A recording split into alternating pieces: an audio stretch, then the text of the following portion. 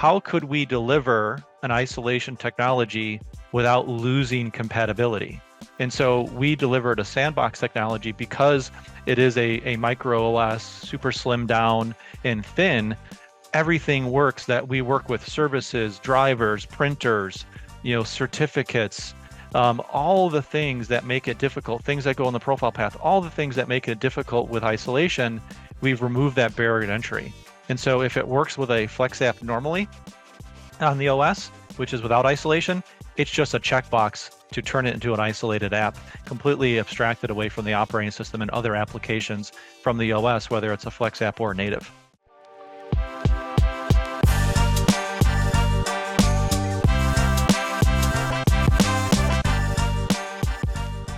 You have just completed 3 releases over the last couple of months. What's it like to kind of do that kind of release cycle? Exhausting. Have you slept? Yeah, that's we just had that conversation about sleeping and responding to emails too early in the morning.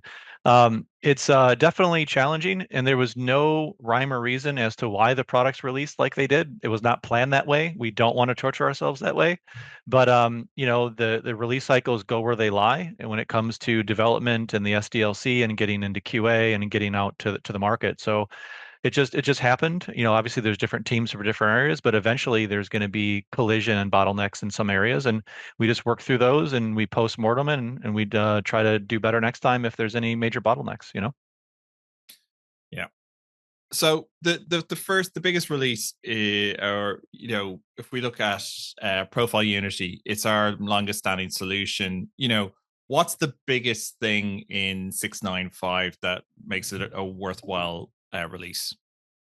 Yeah, so the sandbox isolation for FlexApp is a big achievement for us. When you look at where AppV is going with end of life, it's going down that path continuously. They're discontinuing parts of it, and then eventually the whole technology.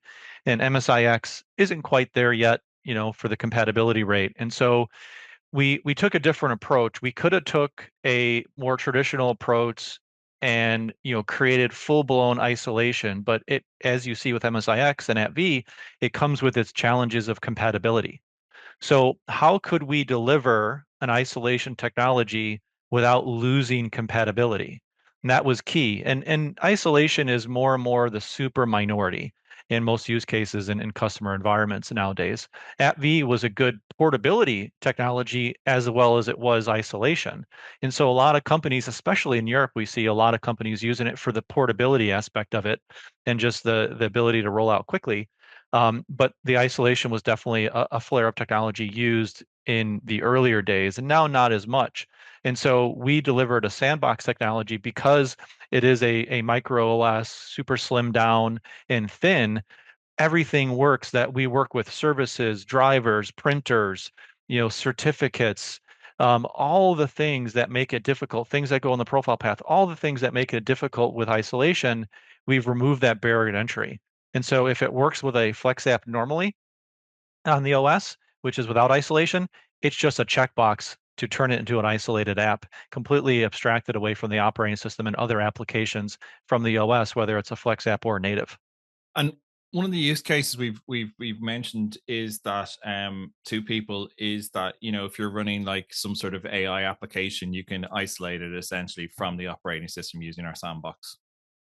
Yeah, there's definitely use cases where if you have a piece of software that you want to segregate from the main OS and containerize it in this way, you definitely could because it is a full-blown operating system, there would be no real limitations there. Now, if the technology used virtualization itself, then that would be kind of triple virtualization potentially. You couldn't do that, but you could definitely move technology like that into the sandbox that would maybe automate clicking of things. It would automate doing things in there, and you could really lock it away from the main OS and affecting the main user because it would never have control of the mouse or keyboard of the main user. The user could literally minimize that application and let an AI agent go and automate autonomously in the background if you wanted to. Yeah.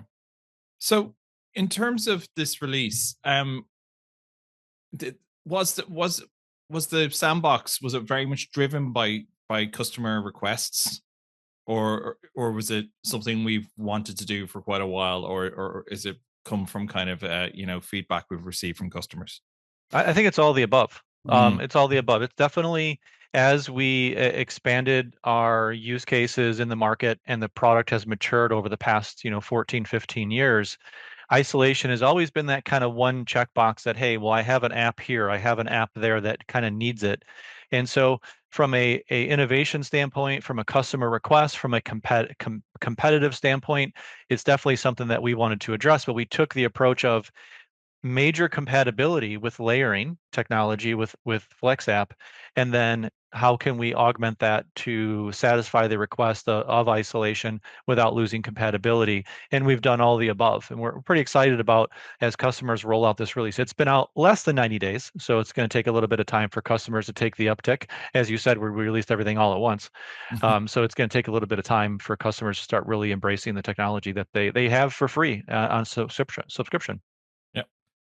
Is there any other feature within the release that's maybe a little bit smaller, but that you're really proud of? Um, this one had a lot of maintenance done in it, things like that. I think the app restrictions technology was really um, emboldened because we have a lot of customers coming over from the res acquisition end of life. Hmm. And so we're continuing to improve and meet the demand on app restrictions. App restrictions for a long time was a feature that people used on occasion, and now it's coming to light. I mean, I remember putting this feature probably back in 2012 or 2013 in the product, a Mm. long time ago. And we're really meeting the demand of the use cases that people really want to do. They want something better and easier potentially than App Locker or some of those technologies, and they're used to using something like that in the res software technology as Evante goes end of life with that technology. So when you say about the app restrictions, you're talking about how Res used to have the whitelist, blacklist of applications. Yes. Yeah. Yeah. Correct. So we've hardened that to support a similar set of use cases that maybe we didn't have prior to this release based on feedback. And we're still getting a little bit of feedback as we've released this and people go to use it because they're using it in very obscure ways sometimes. And so there's always that one guy that wants to do something odd that you can't account for in the product management lifecycle. And so you've got to kind of come back and refine it a little bit. That's good. That's good. Um, One of the other releases is obviously Command Control, which today is the 8th of July, and it is now available. It is live. In terms of that release, what what are the kind of the main things within the release of Command Control that kind of evolves the product? Yeah, there's a couple of them, probably two or three, two really big ones, and then a couple smaller ones. The first one I think is the AI Insights, and AI Insights is the ability to look at a 3-second sample in a real-time view on the dashboard, or look at a 10-second sample from a history perspective, and submit that data anonymized to your AI provider that you have, and then it will go through and understand and give you kind of a synopsis. Here's what we think is going on. Here's all the trigger violations that occurred. Here's the process that's consuming the most amount of CPU memory or disk. Here's what's happening to that user, and it helps remove a little bit of the guesswork. The product's super easy to use. It really highlights right in your face what's going on with the user, but this really breaks it down and gives the ability to say, hey, well, I see this user has memory compression issues. They're using most of their memory and they need more memory. AI Insights, why don't you give me a business justification report based on this data? And now you have a nice report you can copy out, put in the ticket, and move it on to the hardware team to upgrade that user's laptop or give them more memory. And so the AI Insights is really powerful for that. And on top of that, we have a hardware info module as well. And the hardware info module is super detailed. It gives you every bit and byte. If you're a hardware nerd, you're going to love the data that comes out of it. And when you pair that with the data we have for the metric violations and the triggers, once you combine that together, it really has a good context. I was messing with it the other day and I said, hey, can you tell me where I can buy this memory from? And AI Insights was like, hey, I could tell you to go probably buy it from CW or here, and here's the type of memory you need, kind of thing, because it Mm. has all the hardware information about the bus speed, the megahertz, and all those things are there to kind of use it, and that helps you with your justification and help speed up the process to troubleshooting or hardware upgrades or replacements. Yeah, I've used it a couple of times myself, and it definitely, I think, you get to the root cause of the issue extremely quickly. You don't have to go, you do have DVR to back you up, and if you need to determine something, but it just kind of pinpoints exactly what's going on with that machine, and what needs to be fixed. And it, one of the things I know is you can also use it if you needed a script or something to resolve an issue. You could Mhm. use it to help you generate that. So in terms of how we've approached AI in comparison to other vendors, we're very much, providing you the information, not kind of taking the action, which I think it's been quite a deliberate thing by ourselves, Mhm. because we've seen so many cases of agents going rogue and not having the right guardrails in place. Um, yeah, so it was very much I suppose a very much a direct direction that we just decided upon. Absolutely. We look at it as, bring your own AI, BYOI AI at the end of the day, and then you bring your own AI provider to the solution because we support pretty much all of them, within the technology. And it's using your API keys to send, read-only anonymized data to AI for analysis instead of saying that, hey, we see something, let's go take action and start going rogue within the environment. I think it's a very deliberate approach, and customers over time we'll start to trust that. But I think we're a long way away from that at the end of the day. Everybody wants to monitor, watch what those agents are doing and within the infrastructure, especially or on an end user's desktop, because as soon as AI has the ability to delete something or modify something, that's where you see those news article headlines, databases being deleted and these things are happening. It's like you really need to step back and say, let's let the humans consume the highly polished output and make the decision, and then push the button on a script, push the button on what they told AI to do, and watch what it does. You know, for the next 5 to 10 years, we'll see how long before people really trust it. But this is the initial approach that we're taking to make everybody feel comfortable and feel comfortable that the data we're sending, even though there is privacy policies within these AI providers for business accounts, we still anonymize the data and make sure that your infrastructure data, or PII or EII that I call it, is not being sent up to AI, and it's being descrambled on the way down, so we can present it to you in a nice polished way that AI can provide. One of the other big features of this release is the remote control feature. Hmm. And now I have to hold my hands up and said, I was like, remote control? We've got a SaaS console. You can do everything in it. But it Hmm. was the biggest request we got in terms of command control. Can you explain how we went about it? We obviously, you know, what the whole process was about what we've done with remote control. Yeah, it was definitely a confusing one, as you just kind of alluded to, because you have Teams. Teams is multi-platform. It can remote control, but we had customers saying that Teams remote control for them was a security risk, and they didn't want to use Teams remote control. Built-in Windows remote assist that's built in Windows 10 forward, that was a security risk. Everybody's shutting those features off because they don't want anonymous people coming in and saying, "Hey, I'm so and so. Can I remote control your machine?"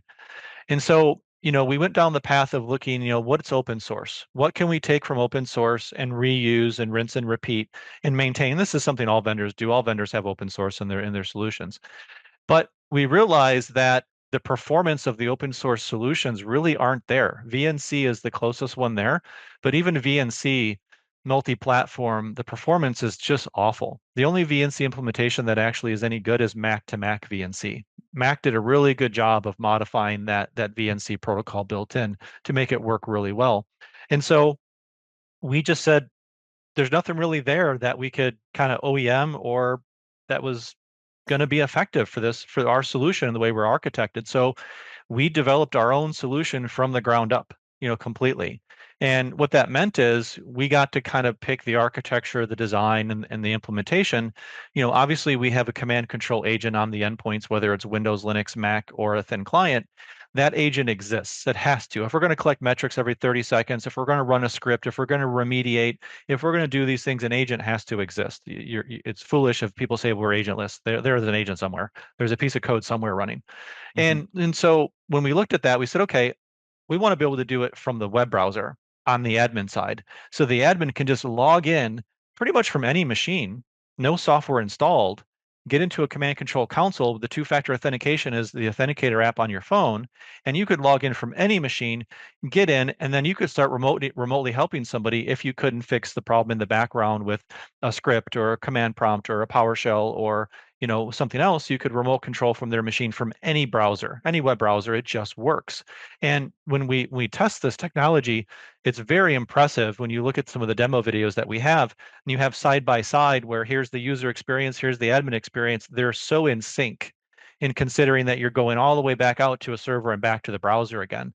Mm. At the end of the day, across the entire continent of the US, and obviously we're going to start rolling this product out to Europe here in the next 90 days as well. So we're closer to the endpoints, but the technology works really well over latency, even though it's a web browser based technology. Because a lot of times, all the protocol vendors have done web browser technology, and they're getting better. But everybody still prefers the full user-rich experience of the client. Now, we don't have the demand of a protocol. We're not running this 8 to 10 hours a day as an end user. It's for the occasional help desk situation where you're going to be in there for 15 or 20 minutes helping somebody do something. Mm. Yeah, no, as I said, it was a real eye opener for me when I was like, oh, like this is really. But I think it's really cool the way, as you said, we built our own solution from the ground up. It runs via the browser, so there's not another agent or a plugin or something you've got to install. It's just kind of seamless. You go from the console, you launch the remote session, and it's just so seamless. So and people, if they want, they can go to our YouTube channel. There's some really great videos on there about how the remote to see it in action.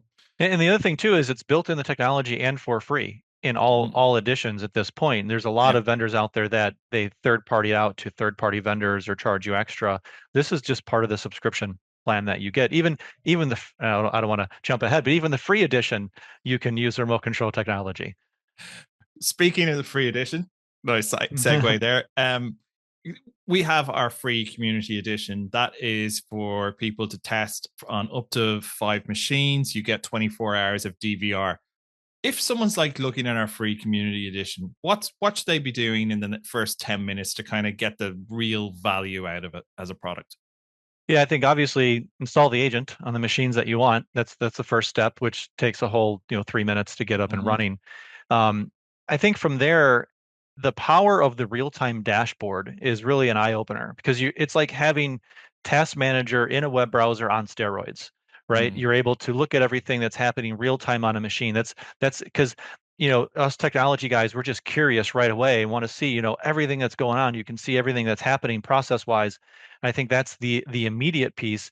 And then the remote control technology is there is definitely, put an agent on a virtual machine, put it on your laptop, and then remote control that virtual machine and see the experience, see what the end user sees, see what you see as an administrator.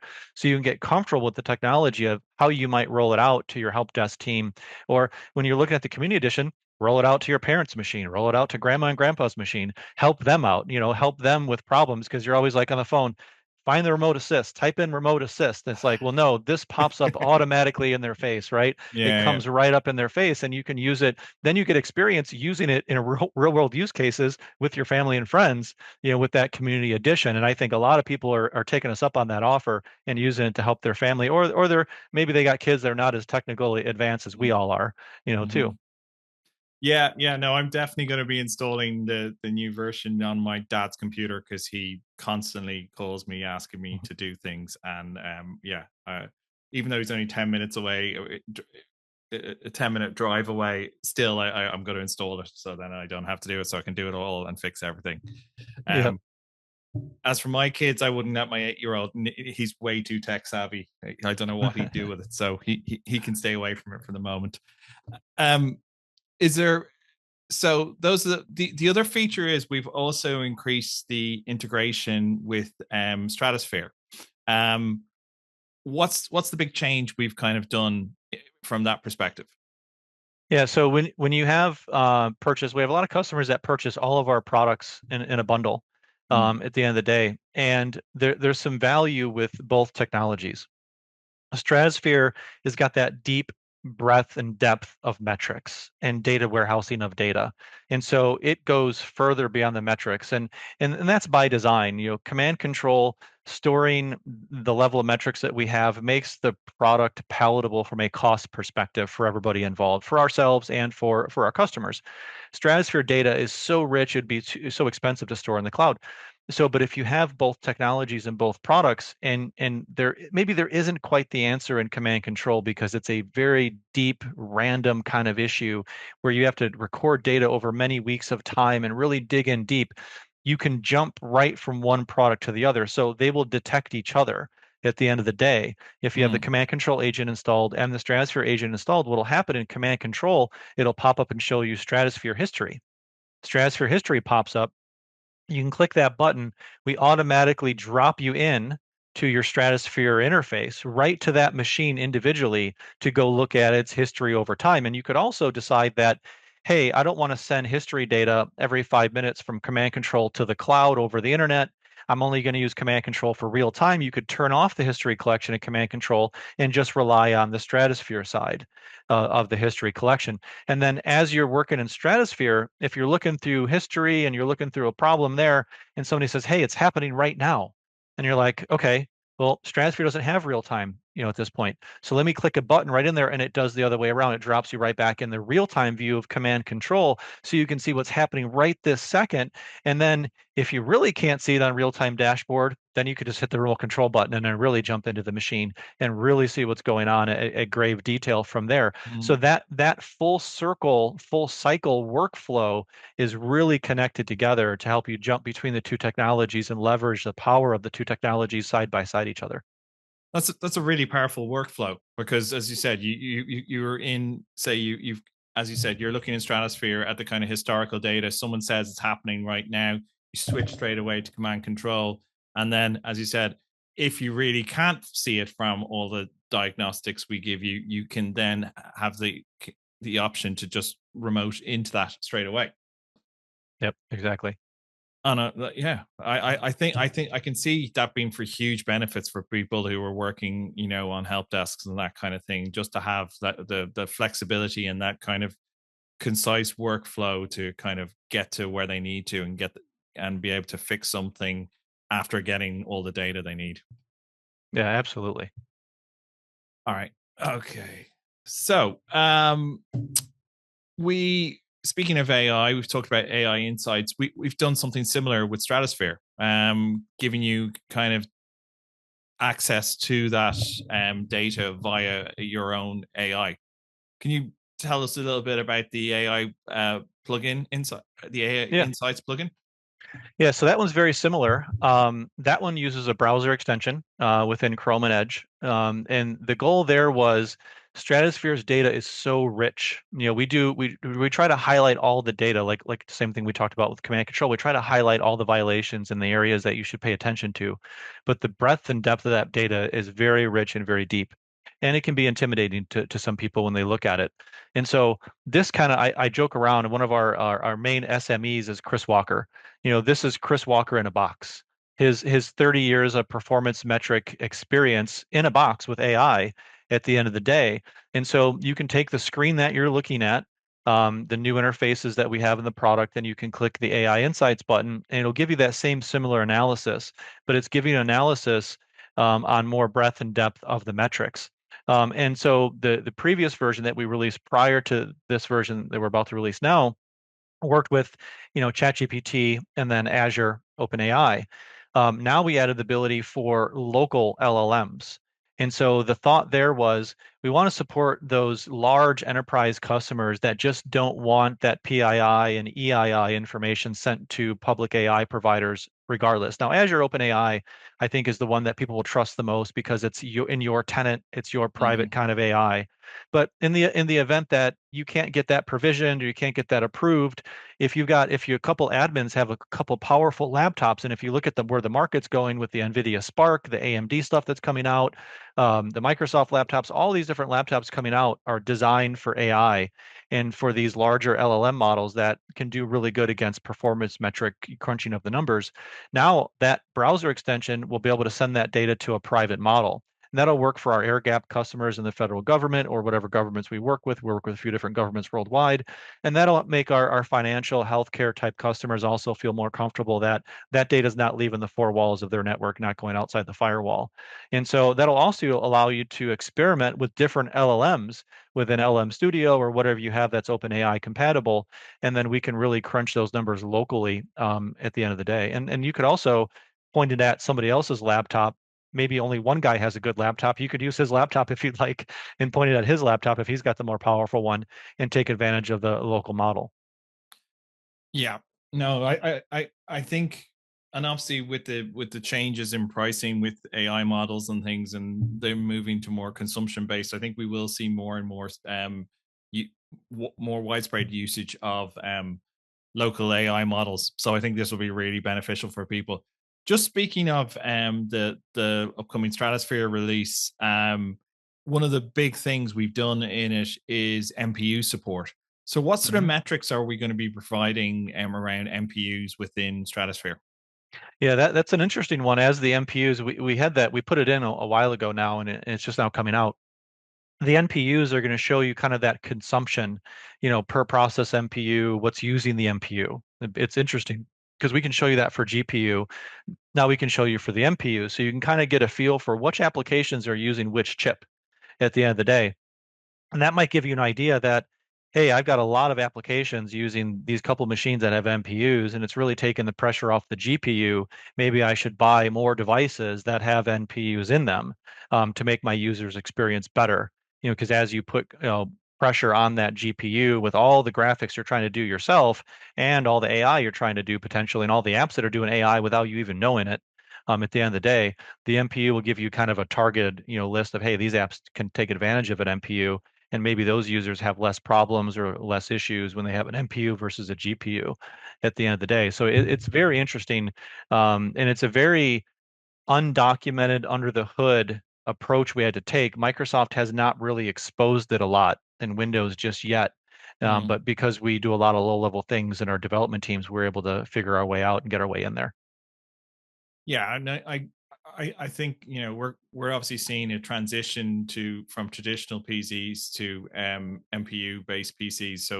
It's going to become more and more of an issue for organizations that they need to be able to check now. I have to say, my own laptop with an NPU barely does Hmm. anything. It's like, Yeah.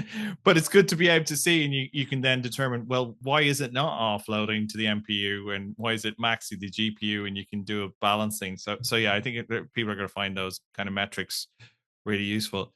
Is there any other feature within the upcoming Stratosphere release that you think is going to make a real difference to our customers? There's a notable couple notable ones. I would say that we have AWS, WSP, DCV metrics in this release. So for those AWS customers looking for more latency and frame rates and user experience type metrics based on the protocol, that's in there.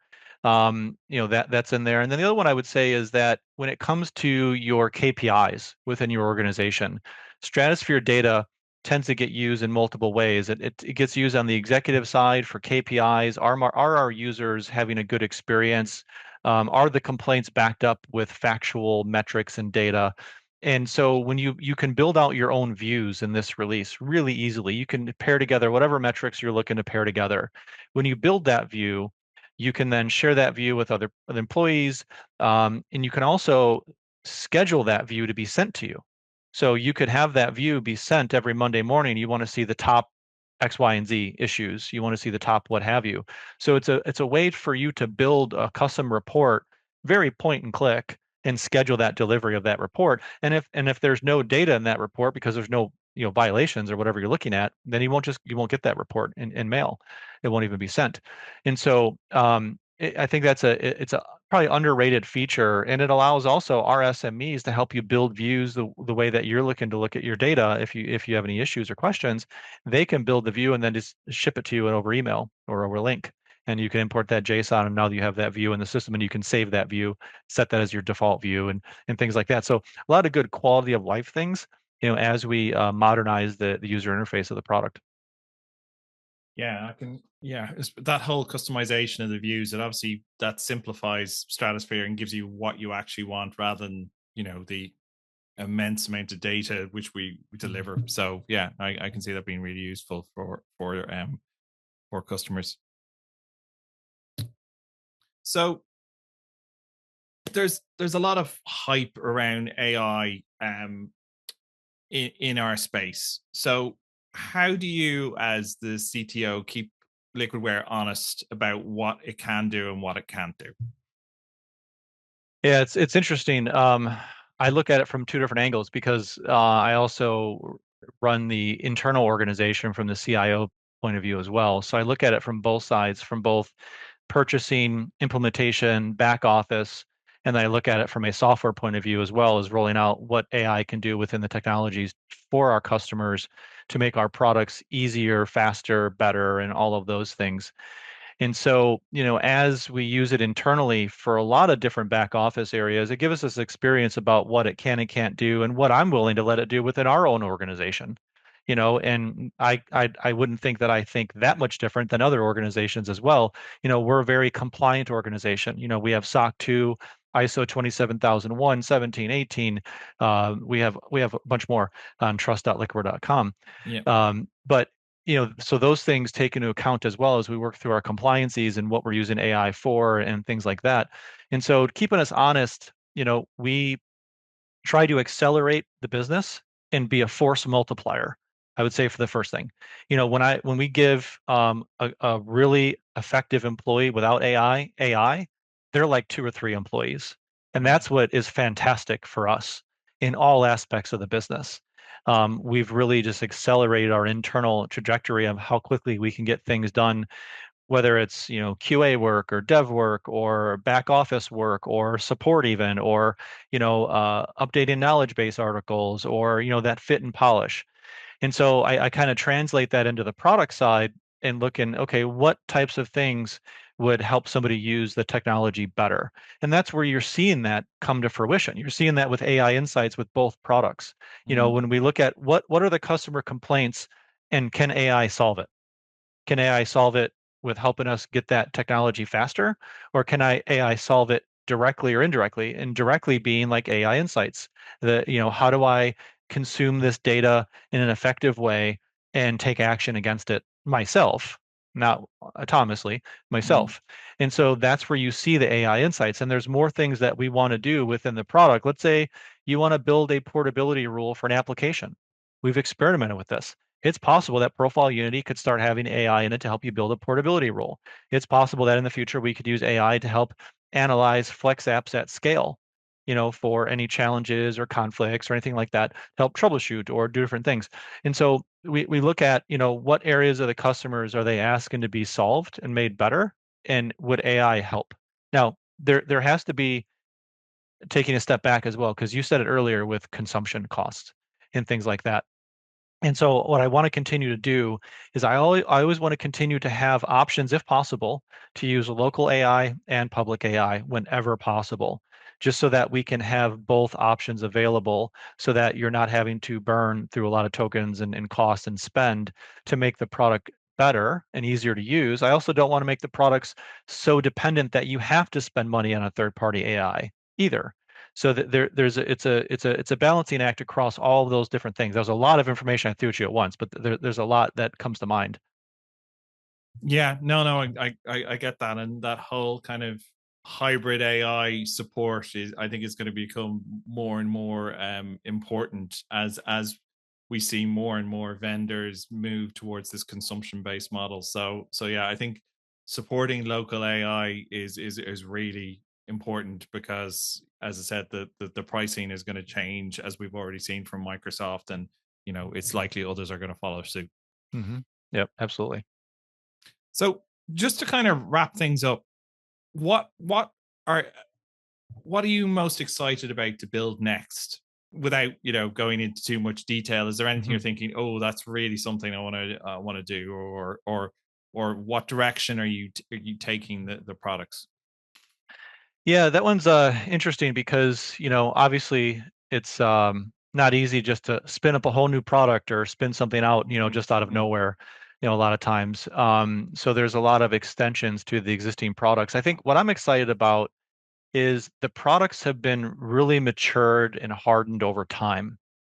And during that process, we maybe could use a facelift on all the products. And that's where you're going to see a tremendous amount of UI changes and building out the UI. Because once we have a modernized UI layer, we're able to add in even more ease of use and more bells and whistles to the UI experience across the product. So building that UI layer and then also taking like ProfileUnity FlexApp to SaaS and providing that SaaS experience for the product and that type of thing. And so building out ProfileUnity SaaS is probably the most exciting thing outside the UIs across the board. And then you'll start to see a really galvanized over the next couple of years, a galvanized UI experience across all UIs within the technologies as well, and kind of bringing that to a head. And having you're in one UI, you kind of know how the other ones work. The basics are the Mm. same. And so we're going to continue to mature the products that way and provide that SaaS experience for ProfileUnity and FlexApp on top of that. And as we roll out Command Control to Europe this summer still, and then ProfileUnity follows suit next year and rolls out SaaS and goes out to US and Europe simultaneously pretty much. So those are the exciting things is really the SaaS and the UI pieces. I know that maybe from an outside in, maybe that's not super exciting, that the greatest thing, but obviously AI will be a part of all of that and continue Mm-hmm. to be, and that'll continue to evolve and the ideas continue to get sharper and bigger in some areas too. That's brilliant. Jason, it's been an absolute pleasure having you on Liquidware Chats. Hope everyone enjoys the episode, and we will see you on the next one. Thanks very much.